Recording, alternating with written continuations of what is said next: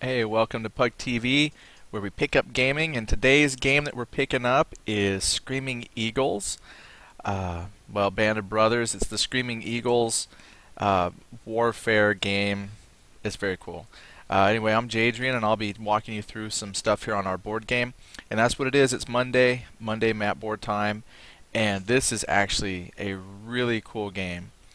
What we're going to do is kind of walk through some basic rules. Next week, I will probably go through and play like the first scenario, but today we're just going to go over some rules just to kind of show you what the game is about. That way you can decide if that's something that you're into. Now, there's been already a lot of videos made about this. I'm hoping that I can actually do a little more in-depth how to play and take some time just going over the rule book, which I have here in front of me. I'm only going to cover infantry. This does cover like tanks and guns, like anti-tank guns. So you do have some artillery options. However, I think the real strength of this is in the infantry system. So we'll cover infantry, and then possibly in time we'll go over the vehicles as well. So what we have here is I've got a board pulled up on Sun Tzu. Now I like using the Sun Tzu, Z-U-N. I keep wanting to say Sun Tzu, but Sun Tzu, I can't even pronounce it. I use this map board.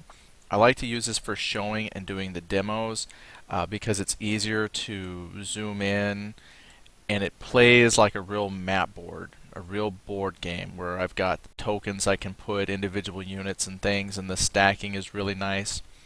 However, I also really like Vassal when it comes to the automation process for some of these things. So when I actually go through and play some Band of Brothers, I'll probably be playing that on the Vassal. I put together this Sun Tzu module just for rules demonstration purposes, and that's what I've got here is just some tokens on the board. I don't have a scenario tracker or anything like that. What I've got here also in front of me is the rule book. So this is not to replace the rules. I don't want anyone to think that they can just look at the rules, but the rules are available for download, and the Vassal module's out there. You are going to miss a few things by not buying the book, and that's some of the player aids, which is going to have different modifiers for like the terrain and stuff like that. So just think of this as really more of a tutorial time. You're not going to get the full experience until you go out and buy it. However, this is going to really let you know if this is going to be of interest to you, which for me, this is really good.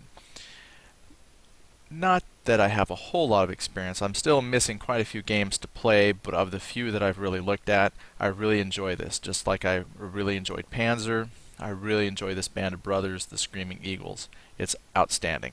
So let's take a look at a few things. Now, the basic game covers infantry, and this is where I think it really shines. And I've got here some American markers. I'm going to pull an American marker, and then I also grabbed, let's see, I'm going to pull two Germans out of the stack here. And what we have, I'm going to zoom in on these markers. What we've got here is an American rifle team, and you have a couple different German units with varying degrees of experience here. So we'll take a look at what a typical marker is. So looking here at the American marker, you have a lot of information printed along here at the bottom, but it's really easy to read. And when you look at the numbers, behind the number is a little tiny icon to remind you what it does. So when you first look at the icon, you have a firepower, which has like a little explosion in the background. This tells you how effective they are at firing at enemy units. Then next to that is a range, and that has like two little double arrows right behind it. Let's see if I can zoom in a little bit more for you guys here. Then you have a proficiency, which has a star. This is how well trained the unit is. More experience. Let's see here. You can really see it here between the two German units, which we'll look at. And then you have here casualty markers. And this is, we'll use this in combat, just on normal gameplay. This will be important later on. And then you have over here, this is what I really liked about the game is the morale ratings. I know I've played or have read a lot of games and played some games that have a morale system. However, I think that Band of Brothers has done an excellent job with morale, where 10 is kind of like your baseline. And in order to do things, you have to make a morale check. So you would have to roll the 10-sided die and roll under your morale. That's to move, to fire, just about everything you want to do. You're checking to make sure that your team is up to it, which to me reminds me so much of those old computer games, the close combat games, where they had the realistic AI, where it checked to see if they were scared, or if you ordered them to move, before they would move, it would check to see if they psychologically were ready to move or if they were scared. So, we got some folks in the Pug Pen. Let me just say hi to them. We got Free Life 101, Eagle Claw, and Shiny Jim who've joined in. We haven't been on for a few nights. We were off for my wife's birthday. We thought we would be here Friday, but she had a lot of friends come in from the weekend to visit and hang out. So we didn't broadcast much this weekend at all. So I haven't seen anybody for a while. So hey everybody. So your morale, and we'll take a look at some of the morale rules, but this isn't too bad. I mean, you think, okay, if I have to roll every time I have to do something, well, a unit that has not taken any kind of fire or anything like that starts with 10. So basically, they automatically pass the morale check. So it's a lot less dice rolling than you think at first. So your American unit here, 10, 2, and 6 is their morale. So when we compare that to our German counterparts here, this one here, you could think of this as kind of like a second line or less experienced unit. So they have a 10, a 5, a 1.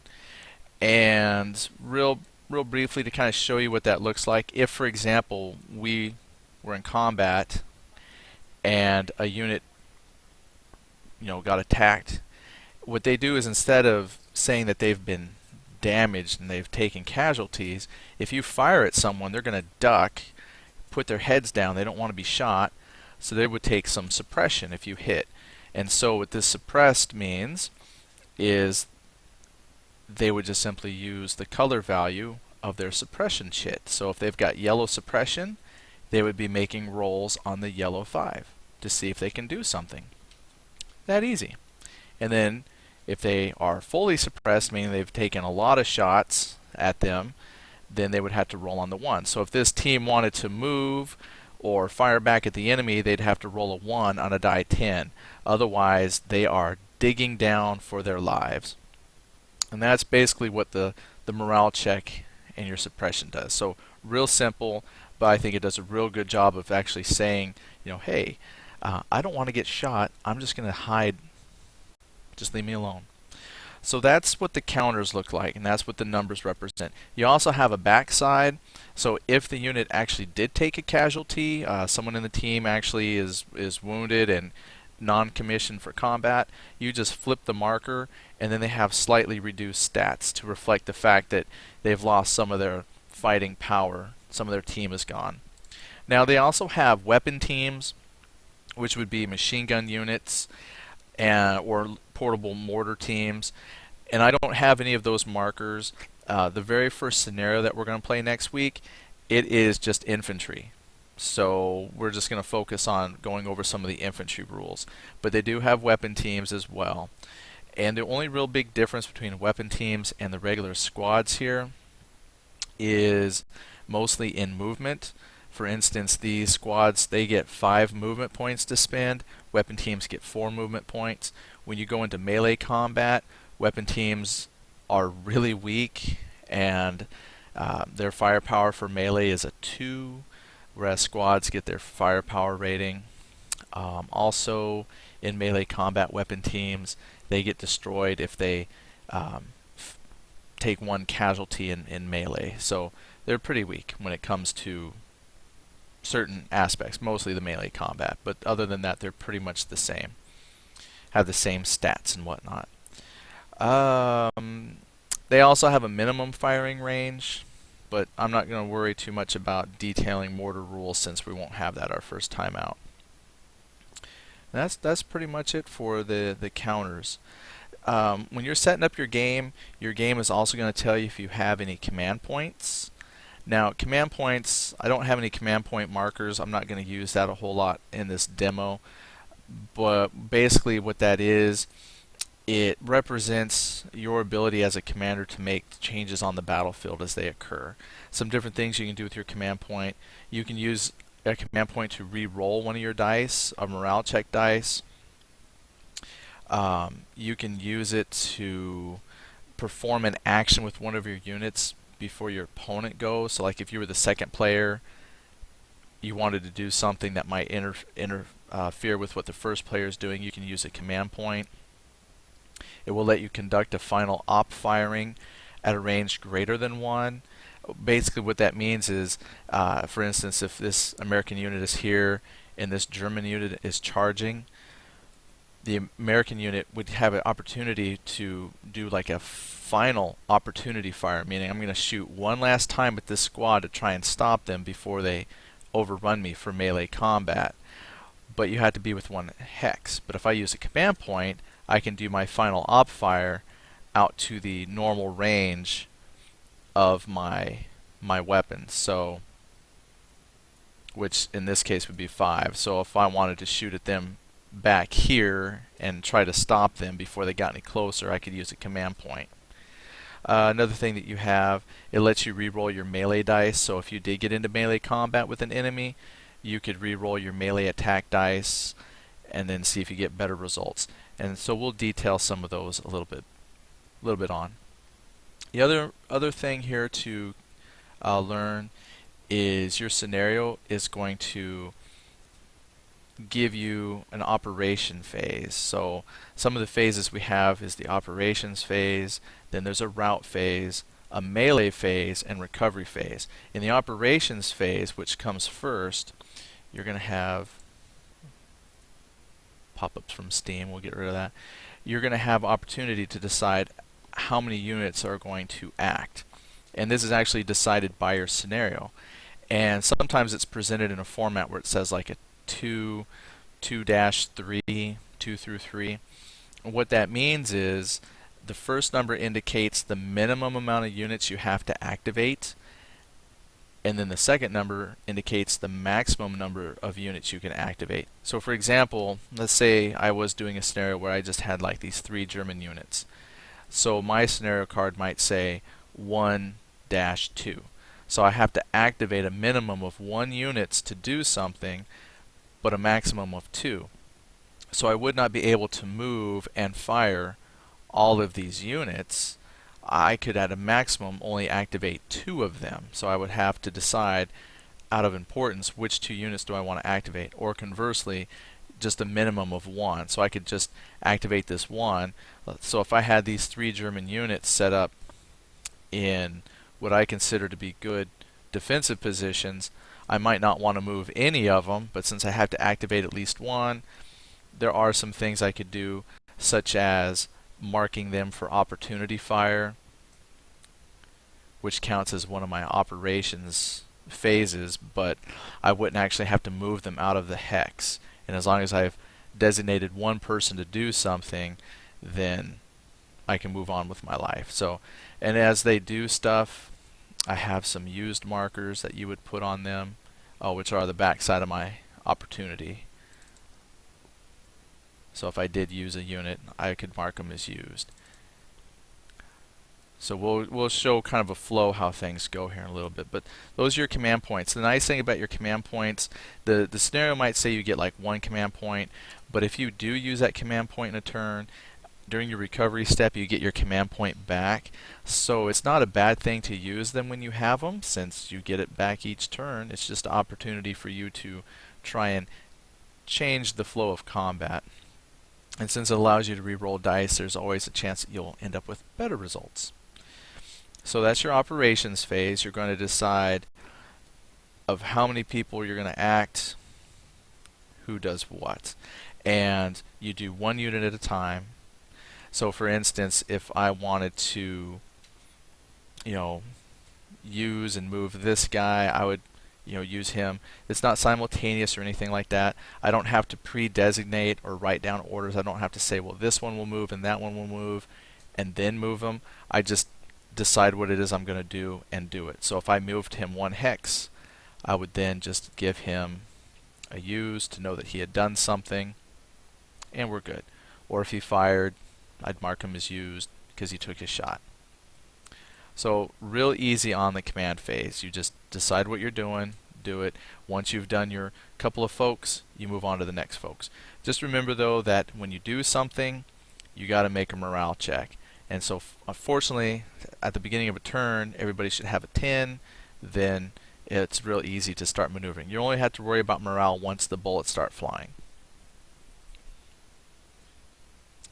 The thing important about the morale check though is if they do fail the morale, they get marked with a used counter anyway. So they might not have actually moved or fired, but they still get marked as used. So just be careful with that.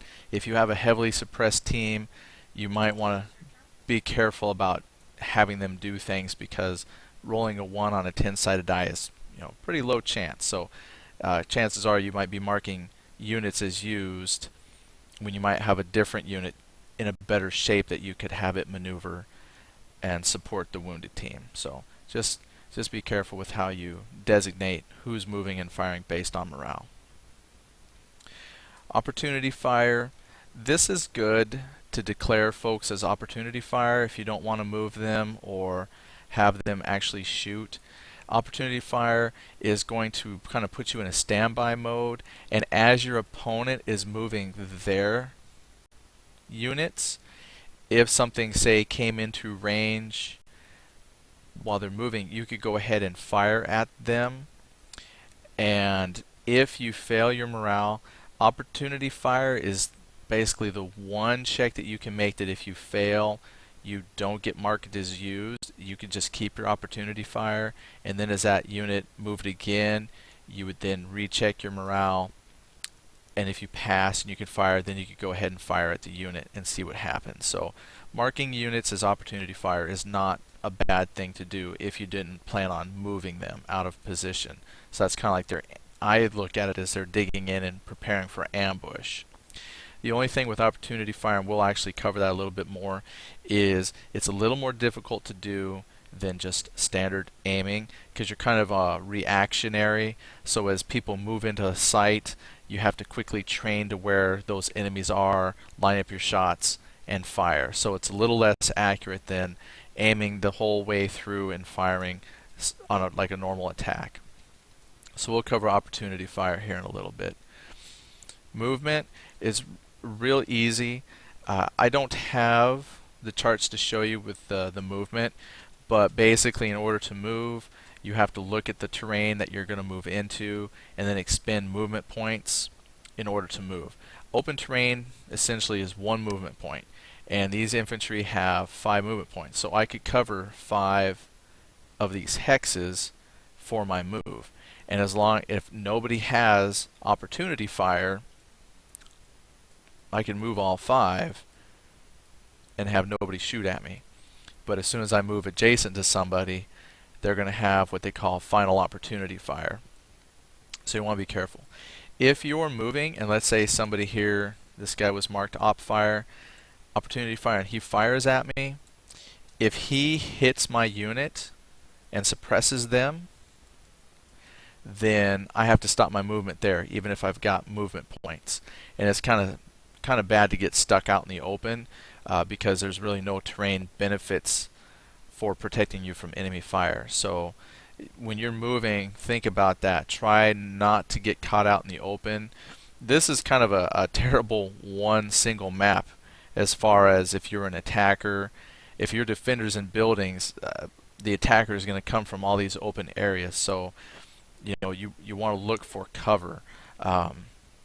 So moving out in the open is terrible, just like it is in real life. So be very careful of that. They also have, if you want to declare a retreat, you want to book and get away from enemies. The only reason why a person would really want to declare retreat is, you can't move unless you pass a morale check. Well, if this unit is suppressed, you get basically a -4 to your die roll for morale to see if you can retreat. So for instance, if I've got this one level of suppression and I have to roll a 6 or less in order to pass morale to move, well, if I want to retreat and get back out under cover, I could just roll my 1. So I rolled an 8 on my 110-sided die, which normally that would mean he failed. So I wouldn't be able to move. But since I declared a retreat, I get a -4, and that would bring my 8 down to a 4. That's less than 6, so he could perform the retreat, which means he has to move his maximum movement away from the enemies. So in this case, that would just be to the map edge. He can't leave off the map, so he would just move back here. So that's a retreat. That's a good benefit there. Also, assault fire. Basically, assault fire is going to be like you move and then you fire. But in order to do it, you had to make a proficiency check. And so here's where, I believe that's suppressed. Here's where, oh, I guess I took it off. There it is. I rearranged the order of my stack here. That's where this star comes in handy. This is your proficiency. So if I wanted to move and then fire at an enemy, it's not automatic success because I've got the morale of 10. First I have to look at my suppression level, which is 6, so I'd have to roll at least a 6 in order to do the assault fire. But then I also have to add my proficiency to it. So it's going to be a die 10 roll. So 6. Now see, normally I would be able to do the assault fire because I rolled a 6 on my morale. However, I have to add my proficiency, my training, to that result. So 6 plus 2 is 8, means I failed the morale result. I would not be able to do the assault fire. So I moved, but I can't do the assault fire. So your training plays a key role in doing certain activities, and the lower the number, the better. So in this case, because my unit is opting to find cover and protect themselves, they are not able to conduct the assault fire. Or they probably weren't able to move either because they got suppressed, but I just put it there for example. Firing is really easy. The rule book actually dedicates a couple pages to this. So first you have your range that you need to take into consideration. Let's remove that marker so you can see this unit here. First thing you got to do is take into account your range. So we've got a range of 5 hexes. Now on a map of this size, that's going to put you well within range of a lot of folks. Let's say I entered the map board here at the top and I've got Germans defending 1, 2, 3, 4 hexes away. These small maps means it's real easy to get into shooting rather quickly. So if I came on the map board, I'd be able to shoot at these folks. Other things you have to take into consideration will be your lines of sight. And I won't spend too much time on lines of sight, but basically, you can't see through buildings. So if this German unit, let's move him out of the way. If this German unit was behind the building, I could not shoot through the building. However, in the building, I'll be able to shoot into the building hex. He just can't,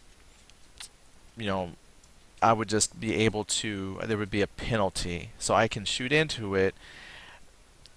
Basically, the items that are in your hex, they aren't going to affect line of sight. It just affects their defensive value. So being in a stone building gives them a better defensive modifier than, say, being behind some shrubs.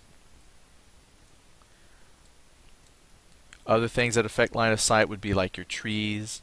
They also have hedgerows, which I don't have a hedgerow, but in Normandy, hedgerows played quite a bit, like Market Garden. You always hear about the hedgerows and the tanks and getting stuck in the hedgerows, hedgerow fighting.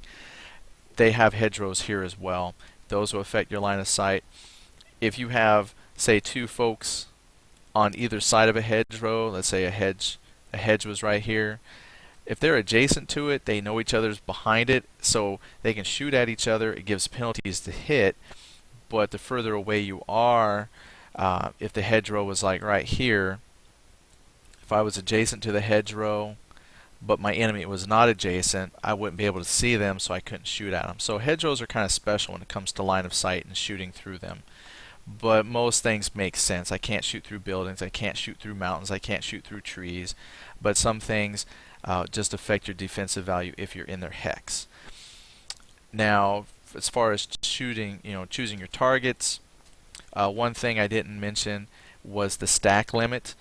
You can have basically 2 units in the same hex. The hexes aren't that big. So if I'm shooting at a hex, basically I'm attacking the hex. So it's possible I might get more than 1 folk, which is pretty cool. Now, some things to keep in mind here, there's restrictions. You have to pass your morale check before you can fire. Since fire it's not simultaneous, but if you imagine, people are shooting at each other, well, I'm not going to want to stick my head out to shoot at you if I'm being shot at. I'm hiding. So I have to make a morale check before I can shoot. So for example, this American unit is not suppressed at all, so he would have a morale of 10. That's going to be easy. But if he had been suppressed at some point, then he's got the yellow suppression. He would have to roll a 6 or less just to see if he can shoot. Okay, so morale is really, really important with your units. Keep your units safe from fire. You cannot fire into a hex that contains a friendly unit. So for example, let's say these 2 units are fighting. That's the melee combat. I can't shoot into the hex because I don't want to accidentally hit my fellow Americans.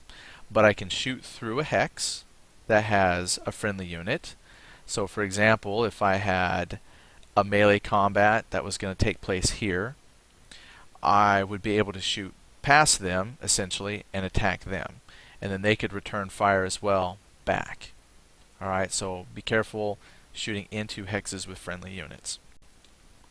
They don't combine, so I know in some games you can stack up a huge stack of counters and then add all your attack values for just one big overwhelming barrage of fire, which would make sense. You're coordinating a huge assault, but here your units attack separately. So each one would get their own attack roll. Roll of 10, regardless of what your firepower is, a 10 is always a miss. That's pretty much the big. You just got to be line of sight and within range as well. Now you can fire up to twice your range. I just got to remember what the penalty for that is. But you have to be careful with that because, yeah, I forget what the penalty for that is. It's one of those things you read and then it's like when you want it, can't find it. Range. Yeah, I thought it was like half their firepower. Alright, once I find it, I'll remember and let you know. So, anyway, make sure you're within range. Now, here's how the combat works. It's real simple. I love it. So, I'm just going to do an example here. So, let's say I've got, move my markers around. I've got my German unit here, and I've got my American unit here. And let's say they're firing. It's their turn to execute an order. They fire. I make sure that I'm within range, so 1, 2 hexes away with this in range 5. There's no intervening obstacles, so we have line of sight. And I'm not suppressed in any way, so I have a 10 morale, meaning I automatically pass morale. I'm ready to shoot. So now what I have to do is roll my single die 10. So I roll my die 10 and I compare it with my firepower. I roll a 7. 7 means I miss. So we do a lot of firing, and you can look at this several different ways. Either A, you just missed, you might actually have hit someone, but you're looking at the quality of your firing. Basically, these folks are not scared. They're not pinned down by anything that we've done. That's what rolling over your firepower means. Being in a stone building, you would have modifiers you're more difficult to hit, so you're dug in. So I would have had to have rolled even lower than a 6 because I would have had penalties. So let's try again. Oh, another 7. Wish I could just flip it to a side I like. Okay, so here's a 3. So I compare my 3 to my firepower, and since that is less than my firepower, that's a hit. So I just apply a suppression to the enemy. Really easy. If I fire again, let's see if I roll low again. This time I roll a 1.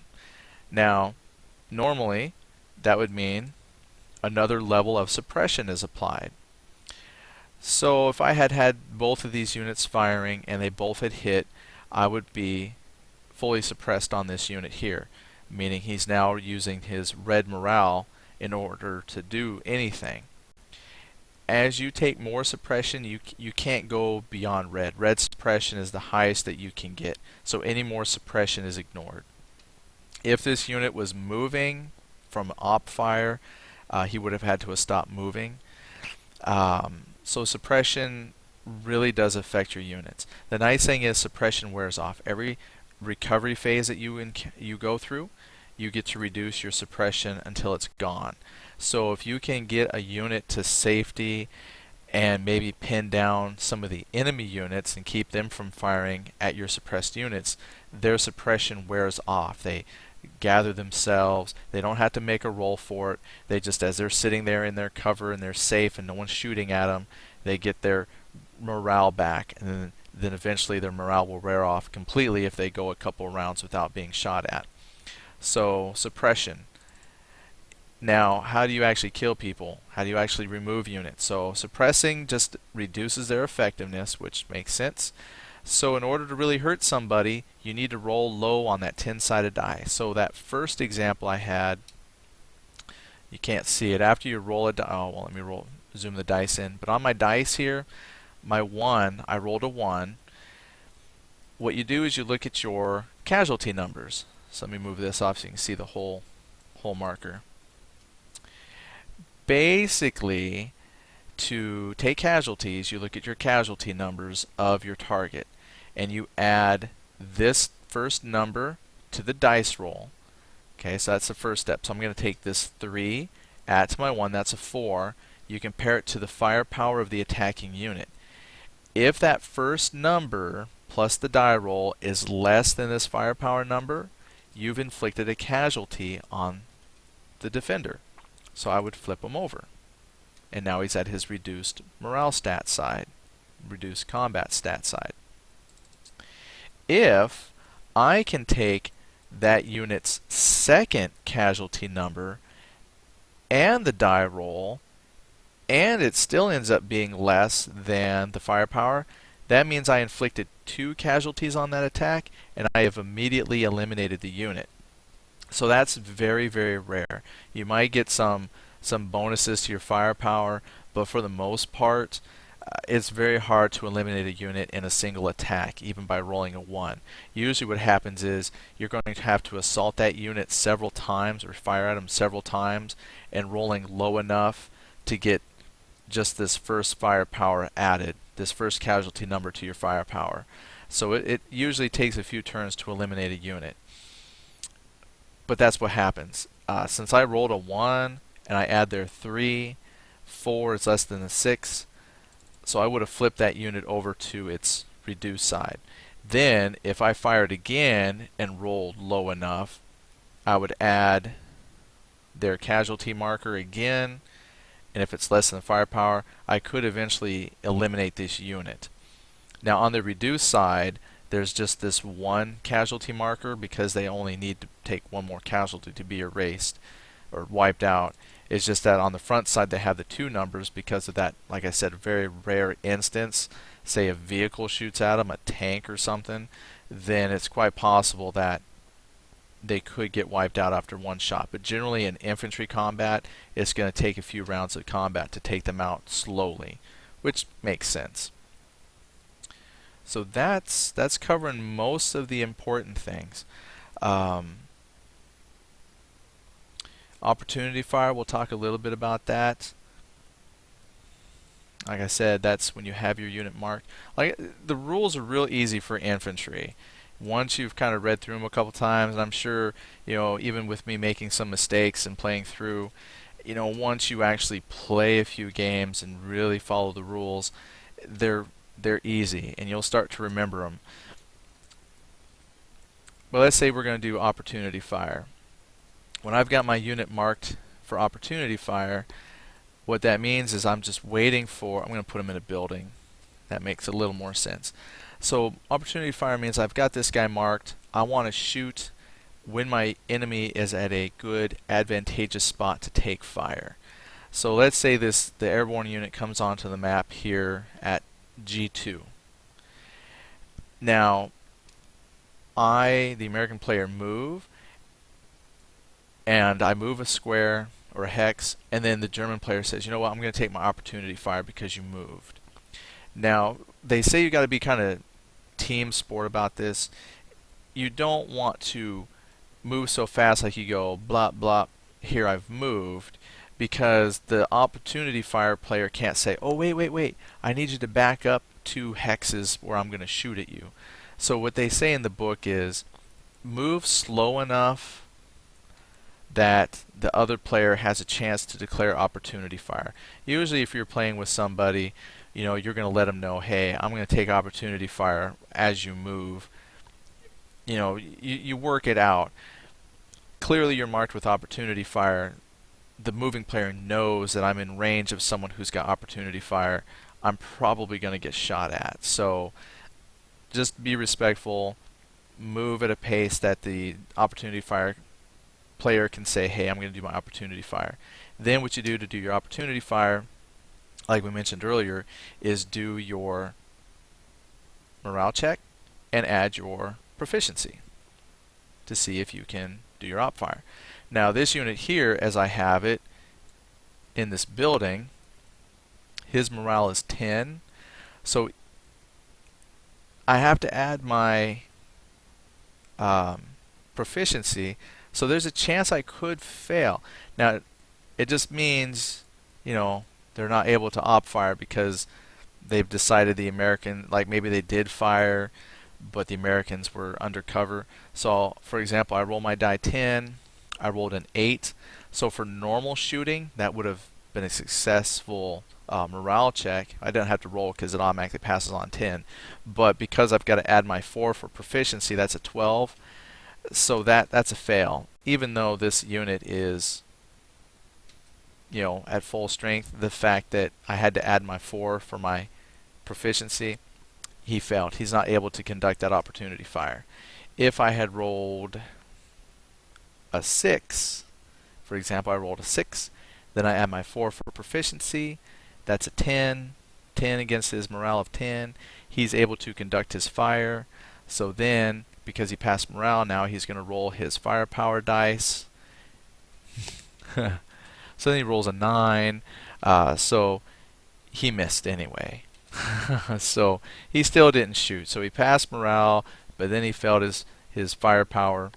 What I would then do is I could take his opportunity and put him as used. If he did fail the morale, he doesn't get marked as used. He gets to keep that opportunity fire. So just remember, opportunity fire does not mark your unit as used if you fail the morale check. That's safe. So we'll just say he did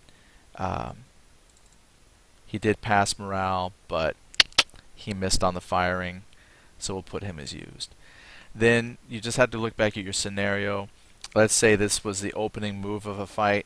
Your scenario card, based on your command for the unit, like a 1, 2, activate a minimum of 1 unit, activate a maximum of 2. I could just say, well, this is my 1 minimum, but since I can do a maximum of 2, I could then have my other German player do something. But since he was on op fire, it's probably not the German player's turn. So he just conducted the 1 unit he had as opportunity fire. Actually, you know what? I think, if I remember right now, I think if you're declared op fire, I think if you're op fire, you don't have to do that proficiency check. That might just be... Oh, no, nope, you do. Never mind. Just checking the rules here.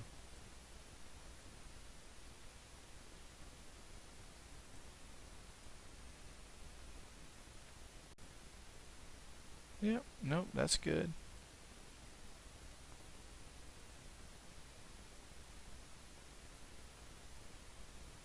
Okay, nope, just checking that. Alright. But there are some things you can do to improve your chances to hit. So, when we looked at that proficiency, since I added proficiency to my die roll to check if I could, pass morale in order to fire, well, there are some things we can do to improve our proficiency when it comes to making that opportunity attack. So, first of all, there's three things. First is if the unit you're shooting at is in the open, I get to reduce my proficiency by 1. So this unit would be in the open, so I would get to add 3 to my dice roll. If the unit just happened to be adjacent that I was shooting at, let's say they're charging at me, I then get to reduce my proficiency again by 1. And here's the benefit of marking your unit as op fire. You get to subtract 1 from your proficiency as well. So you could have possibly up to 3 deductions from your proficiency. However, your proficiency can't go below 0, so you don't get bonuses. It's just you can potentially wipe out your penalty to your proficiency check.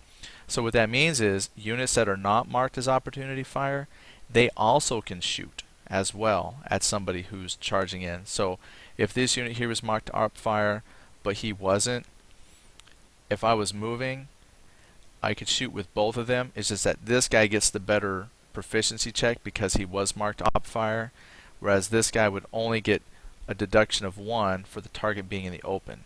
This guy here marked as op fire would have the deduction for not only being in the open, but being marked as opportunity fire as well. So lots of little things to remember, but again, as you play a little bit more and more, you start to remember these things.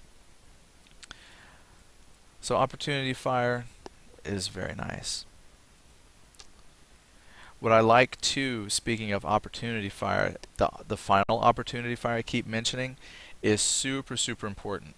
If you really want to take a squad out quickly, an enemy squad out quickly, the best way to do that is engage in melee combat. That's to put one of your squads directly in the same hex as an enemy squad. And I'll show you melee combat here in a second. It is lethal. However, to defend yourself, you have what's called final opportunity fire. What's nice is any unit has a chance to do this final opportunity fire, even units that are marked as used. This is real good. I've read a lot of games and read reviews and player feedback from different games where if you have a system that does use like action points and you've used up all your action points by doing your own maneuverings, and then the enemy is coming at you and you don't have any more action points to shoot or fire, then you can't defend yourself from the people charging at you. So it's a known tactic. You just get swarmed. Somebody has maneuvered their forces enough that you've used all your chances to shoot, all your normal Overwatch firings are done, then they just move in and your units just sit there and watch it happen. Oh look, here they come. Yep, that's the enemy. Oh, they're overrunning us now. I can't do anything because I've already shot at some guy over here. In this game, everybody gets to do a final opportunity fire. Once you move in within range 1 hex, I might even be moving on to a different unit. But once somebody gets to an adjacent hex, even if you're marked used, you've already taken your actions, you have a chance to shoot back at your attacker. So you have to pass the morale check. You got to check your proficiency. Yep. You just pass your proficiency check, and if you pass a proficiency check, you get to attack. Now, you can expend a CP if you fail that, one of those command points, but again, you still have the chance of failing the roll for that proficiency check, but at least it gives you a chance to defend that unit one last time before people are in the same hex as them. The other thing too is there is a +2 modifier to the fire attack roll, simply because it's not as effective as normal shooting. So that is one penalty they've got here in the rules. So once you pass proficiency, then you do your firepower check, you have to add 2 to your roll. So there's a chance, like this unit here that I'm zooming in on, they got a firepower of 4. Well, I've got to roll essentially a 1 or a 2 in order to suppress this unit that's coming at me and prevent them from moving. So let's see if I could do that. Oh no, I'm being attacked by the Americans, and I roll a 6 on my firepower, and so nope. Even though I passed my proficiency, I still miss firepower because these are lousy shots. So the Americans are going to continue moving. Alright, so like I said, even though they've already taken an action, they still get that final opportunity fire. It's not quite as effective, but there's a chance that it could stop a charging enemy dead cold right there in the hex next to you, saving you. So before we talk about the melee phase, talk about the route phase, because this can also save you. So after you've had your operation phase, so let's go back. So you've done your operations phase, you're moving people, you've done some shooting. Now we're going to check for units that route. And there's not a whole lot of rules for routing, but basically at the start of your route phase there are 3 things you're going to check for. 1, are you in the same hex as an enemy? You're going to make a route check because you're in there, melee combat is intense, they might fail and run because they don't want to face the bloodshed. 2, if you're adjacent to an enemy unit that is not in melee, so if I'm doing my moves, let's say I'm next to 2 different units, my intention was to attack a unit over here. Let's say I'm here in this hex, but because I'm adjacent to an enemy unit that's not in melee, that would cause me to do a route check. Of course, being in melee combat with an enemy would cause a route check anyway. Luckily, all the different things that make you do a route check, if you're affected by all of them, you only had to make 1 route check. So if I was in this hex, even though there's 2 different situations causing a route check, I'll only make 1 route check. The third thing that's going to cause a route is if you are in open ground and within 5 hexes of an enemy unit. So if I was 1, 2, 3, 4, 1, 2, 3, 4. So in my route phase, this unit here is within line of sight of 2 enemy units within the 5 hexes, he would have to make a route check. Now the nice thing is it's basically a morale check, but since I'm a 10 starting the game, they're fresh, they're brave, he passes his route so he wouldn't have to retreat. But if I was suppressed, then I would have to make that roll since I'm within line of sight here of these 2 guys. So a 6, I'd have to roll a 6, otherwise I'd have to retreat out. Ooh, this would be real bad. But let's talk about what happens if you fail. Now if you fail, this is where it gets a little tricky. You have to take into consideration your casualty rating as well. So when you're checking your route, it's possible that, and I won't go into all the details, I'll make you get the rule book to read some of this yourself, but it's quite possible that you could suffer casualties by failing your route. So don't think of it so, you could look at it a couple of different ways. If you fail the route and you take casualties, you could look at it as either people are running away because they're scared, they're leaving the unit, they're taking off on their own, trying to get away from the enemy. You could also take it as they've been shot at by the enemy, thus taking a casualty. But there's a chance that you could take some casualties in the route check just by your die roll and fail at whatever assault that you're about to attempt. You can also be eliminated. Let's say you were fresh, you jumped into this hex to do melee. If you cannot retreat away, let's say let's take a look at one hex away.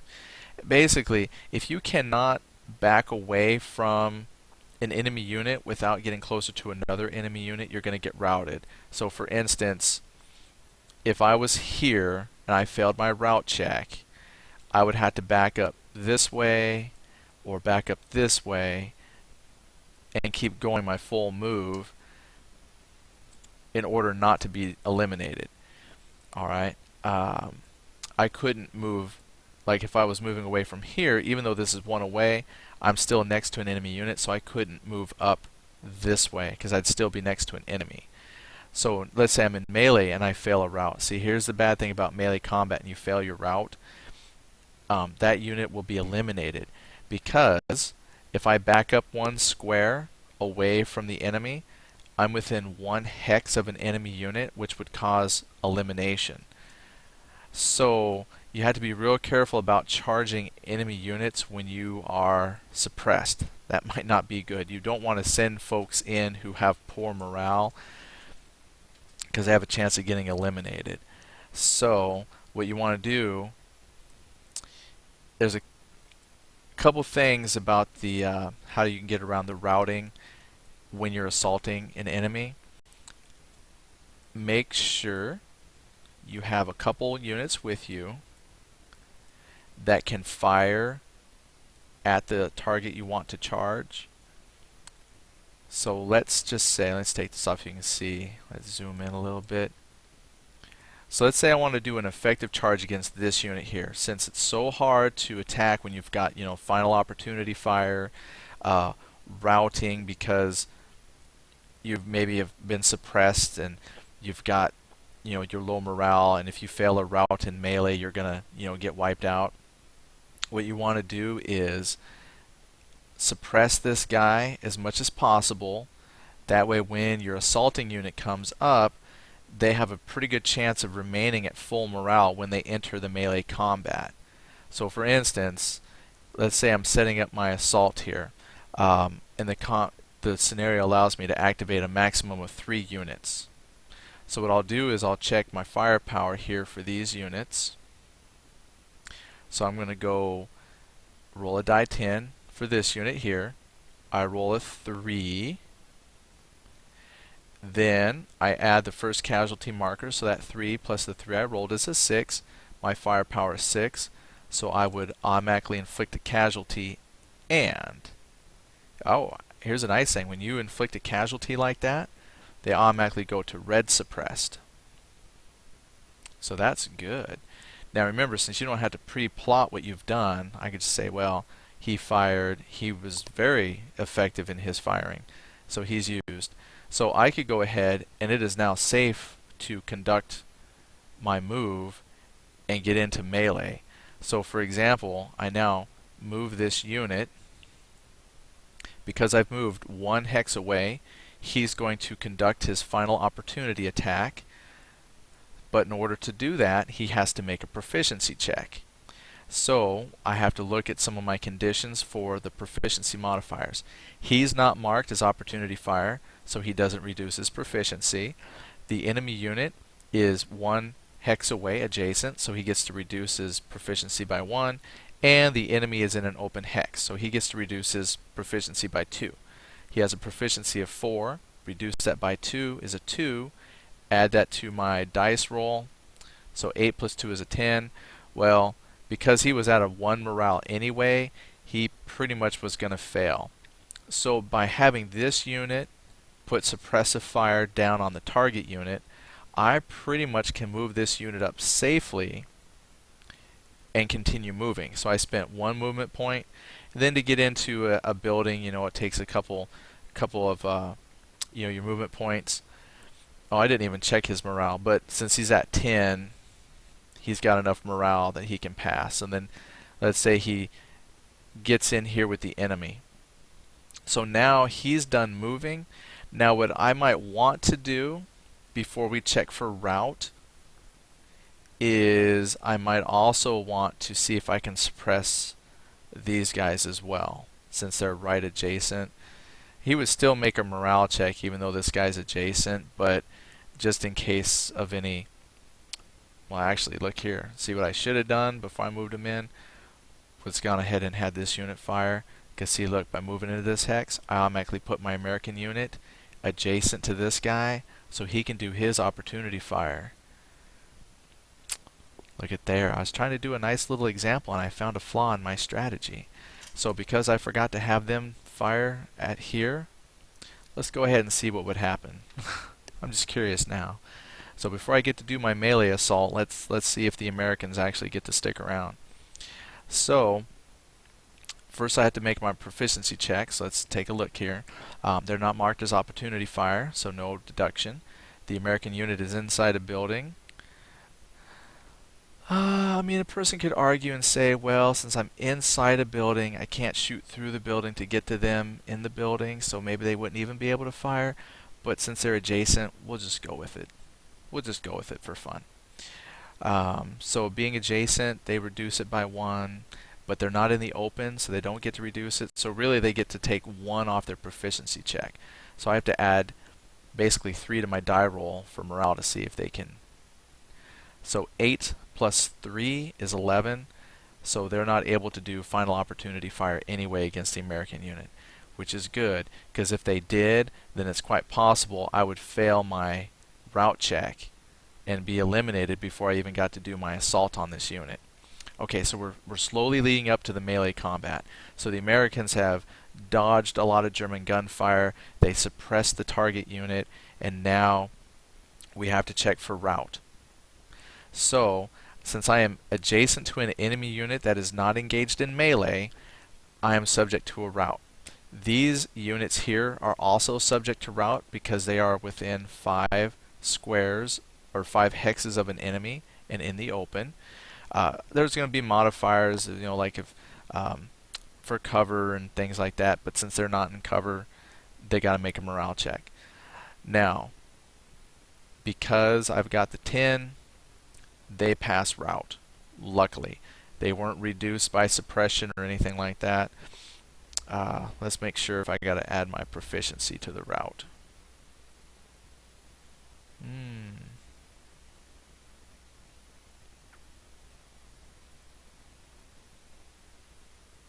Yeah, we just get to roll.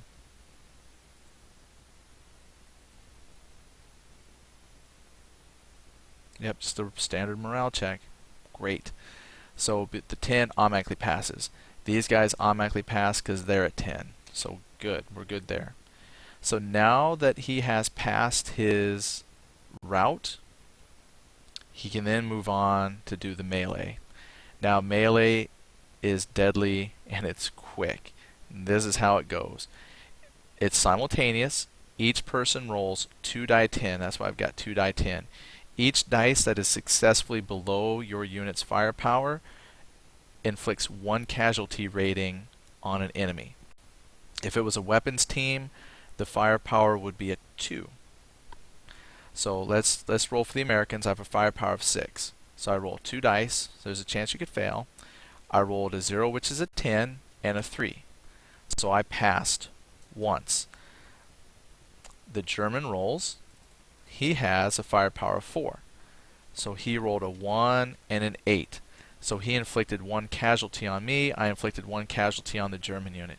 Because this German unit already had 1 casualty rating, it would be effectively wiped out. The American would get flipped, and we'll pull up the stack. I would just take those off the map board. So I'd just say, okay, German unit has been reduced or is eliminated. The Americans have been reduced. That's it. Yep, just checking. So that was mostly successful. The only bad thing is, once you are on the reduced side, you can never flip back. They don't have the scenarios are too short for you to go through, say, medics and healing and stuff like that. So I'd have to go through the rest of the combat at a reduced rate, which my stats, even up against an uninjured, healthy German squad, is still pretty good. But just keep that in mind. If I suffer another casualty, this one would be wiped out.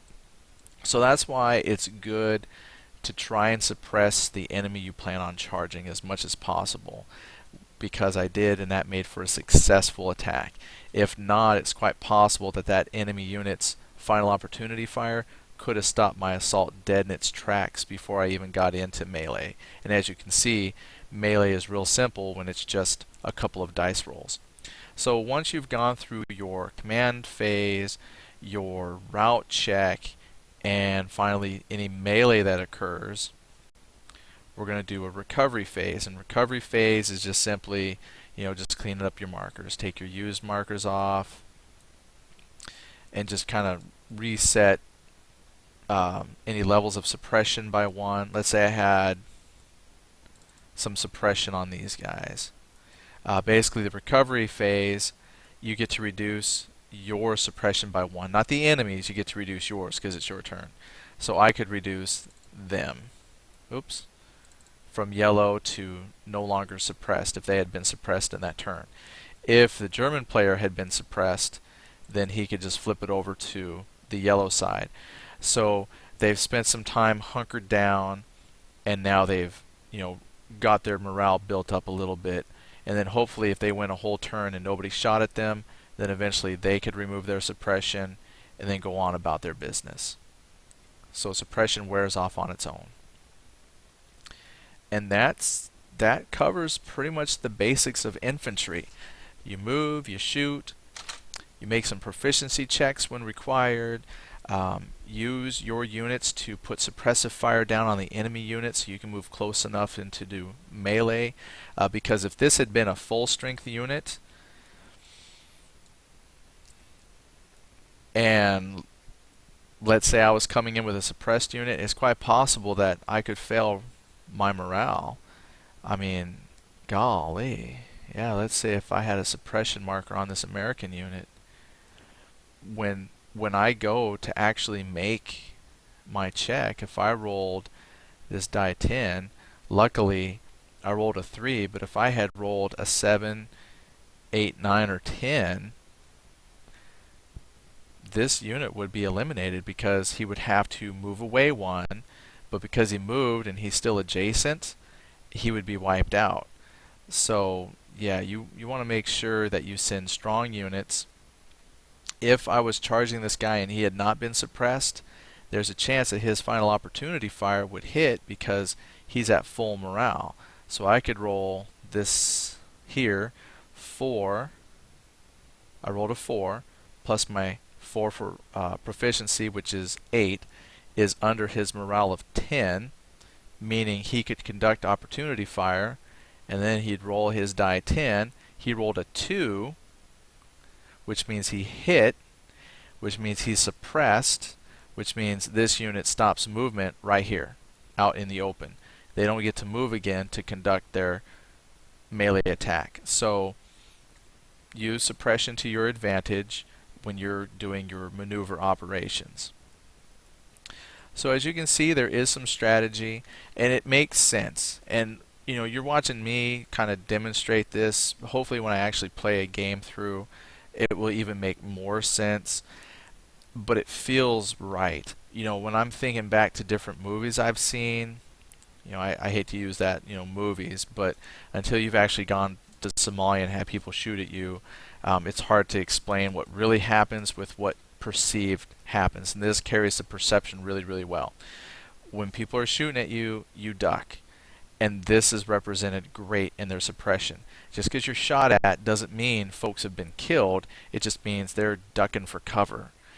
And they don't want to move until they're not being suppressed anymore. They're now shooting elsewhere. So it's possible that this unit could be shooting at these guys forever and ever and not ever kill anybody, but keep them suppressed to where they're pretty much out of the battle anyway. Or they're only, like on a 2, I have to roll a 1 or 2 if I want to move or do anything, so it's going to be very hard for these guys to react. It just makes sense.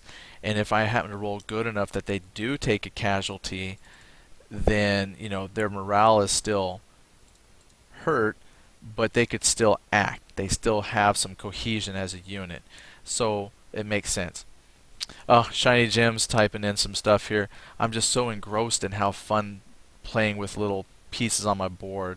He's got, you know, fire back, soldier. Probably talking about like the final opportunity fire and stuff. Fire back, and he's put on there. But it's not my turn, sir. So even that's modeled in here. It just makes sense that if someone's charging at you, even though you took a aim shot at somebody, you're gonna turn, see them, and just start shooting at them. So granted, you had to make a proficiency check, so it's not as accurate, but you're still going to be able to fire back. So even units that have done something are still lethal to some degree. So that's what we'll do for next week. Next week we'll play the first scenario, which has basically the Americans landing and making their initial assaults on German positions. And so we'll see a different map. I like this map, but the scenario map for the first one actually has hedgerows, and some things I'll explain now for the upcoming map, so I don't have to explain them when we look at that map, are these right here: decoys and concealment markers. Now, we didn't talk a whole lot about it, so we'll just talk about it right now.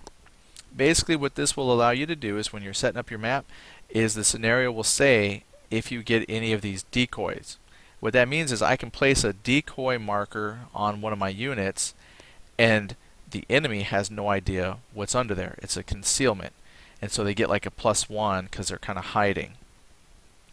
Now, what's really cool is you also will be told if you get any decoys. So let me show you what that means. Let's say I've got, my scenario says I have one decoy.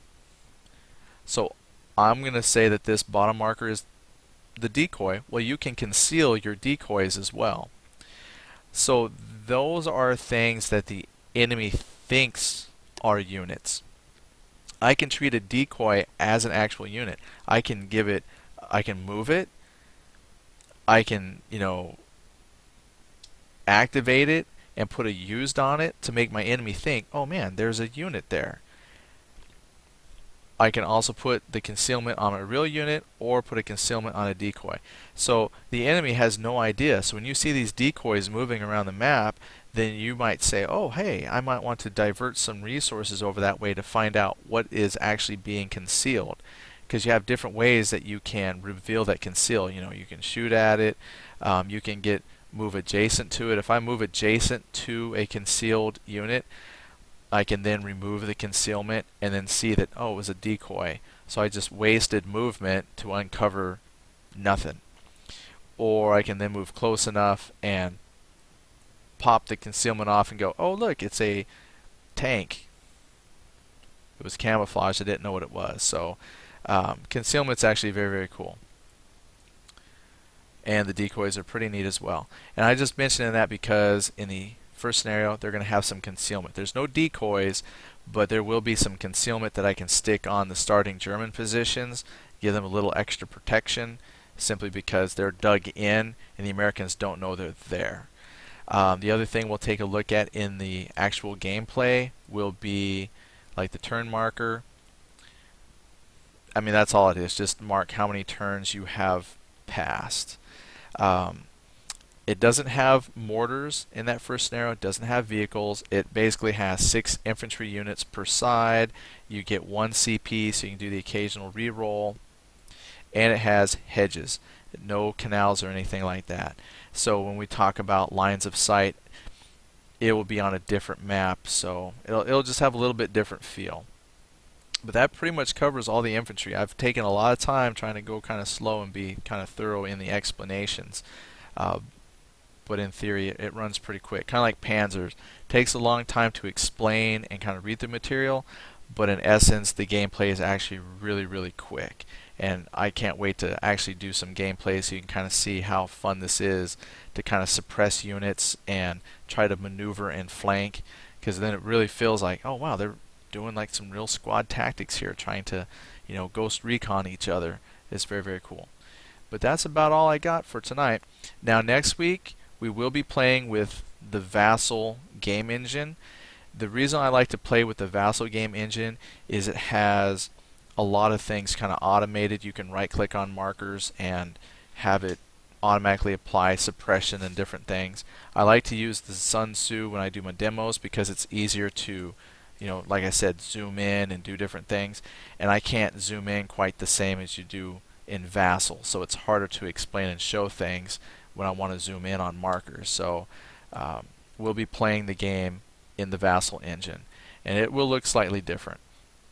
I like both game boards. They have their advantages. The Sun Tzu game board I really enjoy because it actually feels like the game board. There's no macros or anything like that. When I actually got these markers and chits, stacks, I'm really moving the markers and stuff. I don't right click and have them automatically be applied or not applied. If I want to put a used marker, I don't right click a unit and put used. I actually have to drag and stick a used marker on top of it and then pull it off when we're done. Suppression, I don't right click it and put suppressed. I actually have to drag the suppressed marker over. So it really gives that board game feel. You have to have an understanding of the game to play because it's just the pieces. It's just the pieces.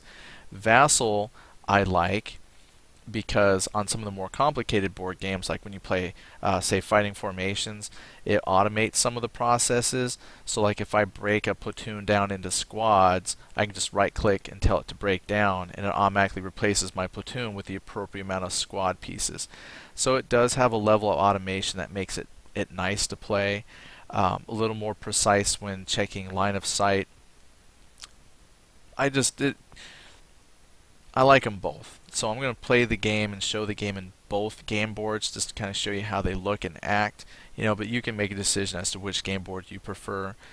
But today was Sun Tzu for the demo, and then next week for the gameplay will be Vassal. So that's about all I got. So this week, I'm not quite sure what all I'll be playing. I know tomorrow is normally Star Trek, so I should be able to get a Star Trek night in.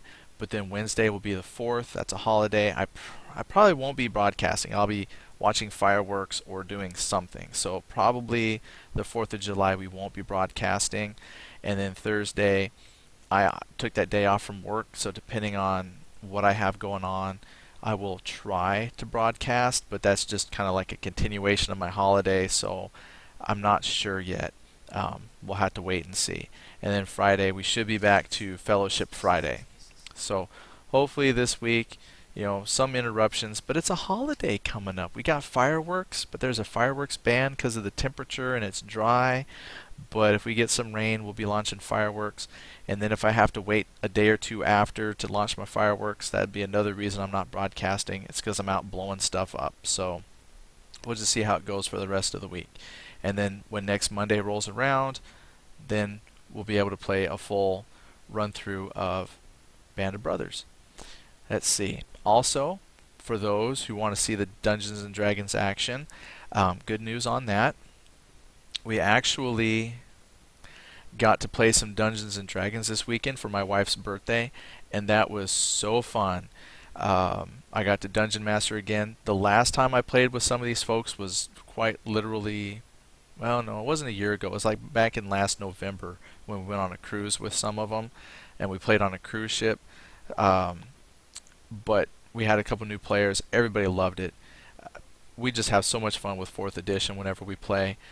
And so we've decided that we're going to do some tabletopping, and I want to stream it. And we've got an electronic format set up that we have found, and I think we'll be able to actually stream live some gameplay sessions.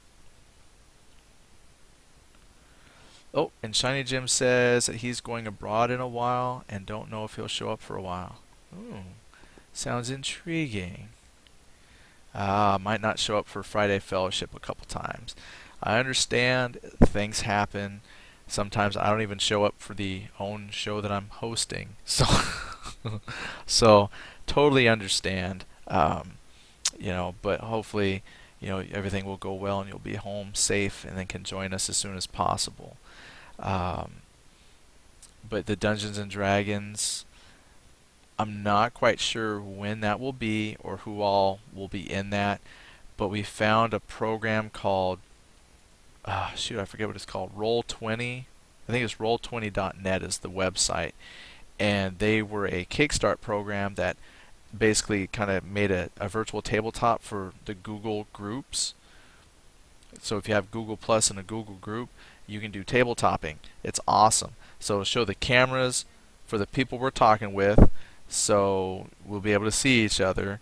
And then it has, I can import maps and then tokens and everything we need to play.